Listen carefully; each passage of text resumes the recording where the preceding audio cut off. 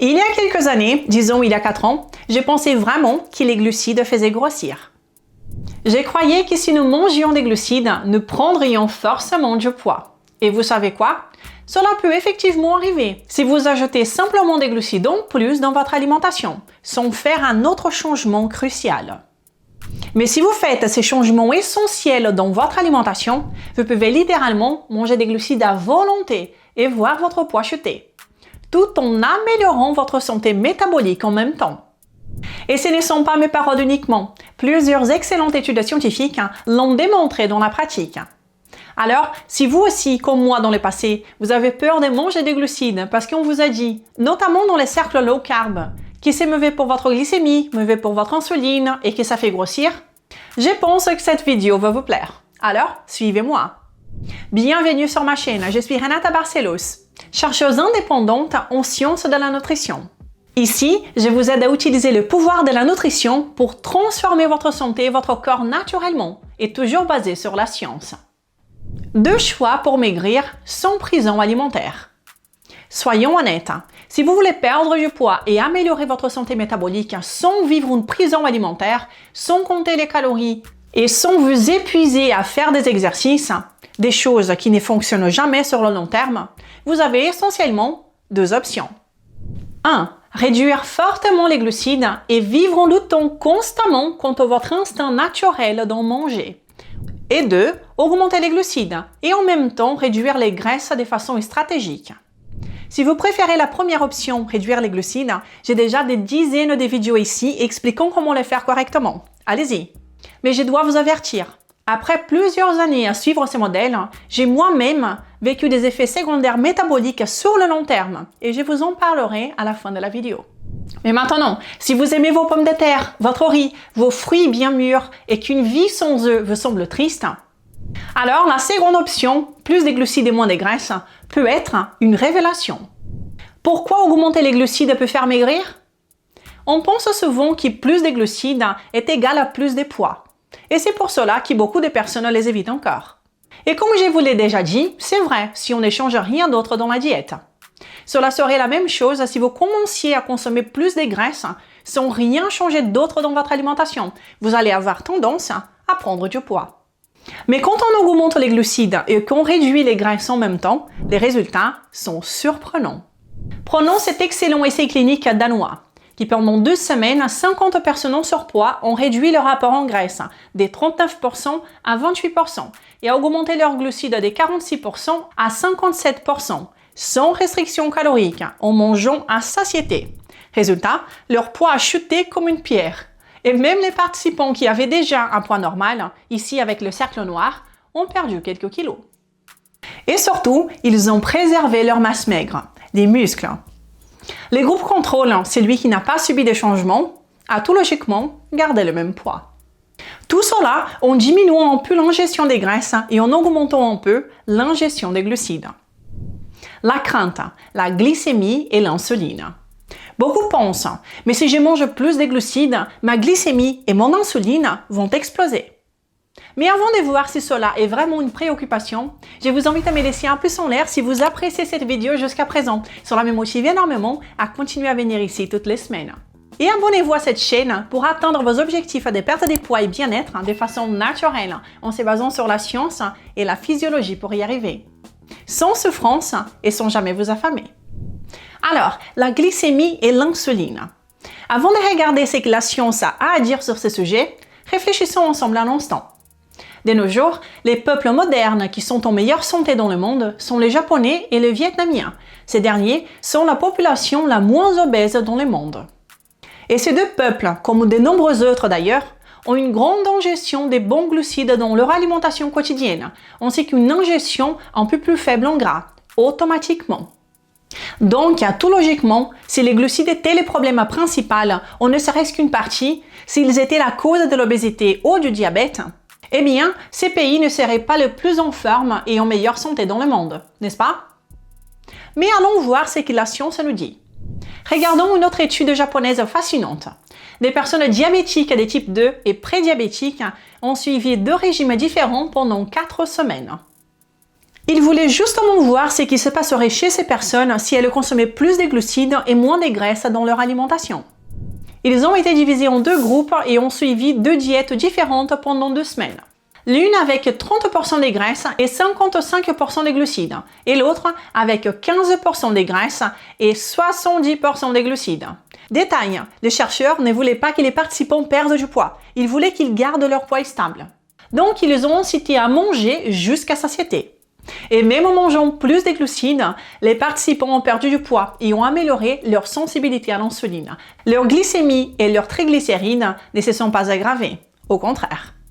Et encore une fois, les participants avaient déjà du diabète de type 2 ou étaient prédiabétiques. Les chercheurs ont conclu qu'une alimentation plus riche en glucides peut être très utile pour la réduction des poids et l'amélioration de la résistance à l'insuline. Le cas du cholestérol et des triglycérides. Certaines personnes ont peur qu'une ingestion plus abondante de glucides puisse affecter ces 2 marqueurs, mais dans la pratique, ce n'est pas ainsi. Une autre étude américaine qui voulait tester les changements sur le cholestérol LDL. Ils étaient 27 personnes et ont adopté un régime avec 15% de graisses au lieu des 35% de graisses qu'elles consommaient avant et 65% de glucides, et c'est-à-dire très élevés en glucides. Et ici, même consigne, manger à satiété. Le but n'était pas que les personnes perdent du poids. Résultat, perte des poids involontaires comme nous pouvons voir ici, mais pas que, baisse des triglycérides et du LDL, qui est le mauvais cholestérol. Mon expérience personnelle. Quand moi-même j'ai fait la transition après 7 longues années de low carb vers l'alimentation que je suis aujourd'hui, qui est beaucoup plus généreuse en glucides, qui est optimisée pour augmenter la production d'énergie dans le corps, eh bien, j'ai vu ce genre de choses se produire.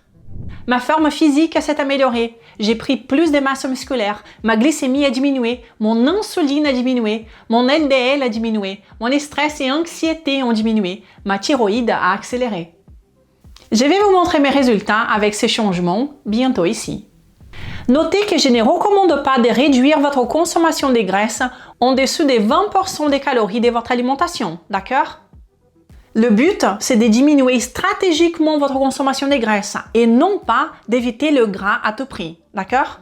Et une autre chose aussi, que votre consommation de glucides soit constituée de bons glucides. Alors, reprenons. Je vous ai donné 2 options au début de cette vidéo. Laquelle serait la meilleure pour vous si vous souhaitez simplement maigrir naturellement et améliorer votre santé métabolique? Un régime plus pauvre en glucides ou un régime plus riche en glucides mais plus bas en graisse? Eh bien, les 2 doivent absolument être excellents en termes de qualité des aliments que vous choisissez. Il n'y a pas de secret ici. Les 2 stratégies peuvent donner des résultats et être utiles pour améliorer considérablement votre santé métabolique et votre poids, mais chacune a ses points positifs et négatifs. Et je vous l'ai dit, après avoir moi-même passé 7 longues années en low carb, j'ai découvert certains effets métaboliques à long terme qui m'ont poussé à changer complètement mes stratégies. Aujourd'hui, je préfère une alimentation plus riche en glucides, généreuse en bons glucides, mais plus contrôlée en graisse, en gardant toujours une exigence maximale sur la qualité des aliments que je consomme chaque jour. Et franchement, je préfère largement vivre mes journées en suivant ce type d'alimentation, car elle est tout simplement beaucoup plus agréable. Car naturellement, nous aimons tous les glucides, n'est-ce pas? Nous avons une attraction innée pour eux. Et quand nous faisons du low carb, nous essayons souvent de nous tromper nous-mêmes, dénier cette attirance. Mais elle existe bel et bien pour une bonne raison. Les glucides sont très utiles métaboliquement pour nous. Et j'ai déjà fait plusieurs vidéos expliquant leur importance pour notre corps ici sur cette chaîne. Je les préfère aussi car ils accélèrent le métabolisme au lieu de les ralentir. Quand votre corps brûle davantage les glucides et le glucose comme carburant principal, il tend à accélérer votre métabolisme, au contraire de ce qui se passe lorsqu'il brûle principalement de la graisse. C'est exactement comme lors d'un jeûne prolongé. Si vous arrêtez de manger pendant un temps, votre corps brûle vos graisses. Et quand les acides gras sont très élevés dans votre sang, cela envoie un signal de pénurie à votre corps qui s'adapte en ralentissant le métabolisme, et cela pour survivre plus longtemps. N'oublions jamais que le but principal de notre corps est la survie. Mais quand vous brûlez des glucides, c'est l'inverse. Votre corps accélère. Une alimentation plus riche en glucides aide aussi à réduire le stress et l'anxiété naturellement et à diminuer le stress oxydatif dans le corps. ce que nous voulons tous. Et surtout, elle augmente une chose très importante, la production d'ATP, c'est-à-dire d'énergie cellulaire.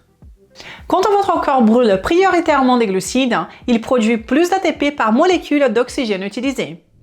Pour moi, le choix est donc devenu très clair, avec la connaissance et l'expérience que j'ai aujourd'hui.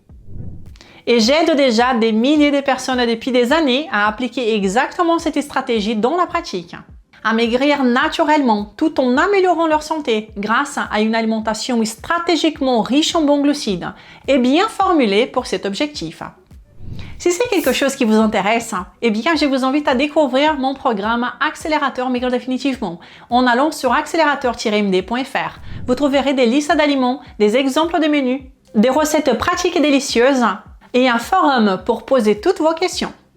Voici d'ailleurs un résultat très inspirant que j'ai reçu récemment. Renata, merci infiniment. Avant, j'ai pesé 94 kg. Aujourd'hui, je suis à 72 kg grâce à vos enseignements et à l'alimentation forte. 22 kg éliminés, un corps complètement transformé. Un grand bravo à vous pour cet excellent résultat. Alors voilà, j'espère que cette vidéo vous a été utile. Les options sont sur la table. À nous de bien évaluer les points positifs et négatifs de chacune. Et j'espère que cette vidéo vous a aidé à comprendre pourquoi aujourd'hui, moi aussi, je consomme beaucoup plus de glucides tout en contrôlant les graisses et en maintenant une qualité irréprochable dans mon alimentation au quotidien. C'est ce qui me donne les meilleurs résultats et qui rend ma vie beaucoup plus agréable. J'espère que cela pourra aussi vous aider à voir les choses autrement et à essayer dans la pratique si ce n'est déjà pas fait. Dites-moi dans les commentaires ce que vous en pensez et on se retrouve dans la prochaine vidéo. À très bientôt. Au revoir.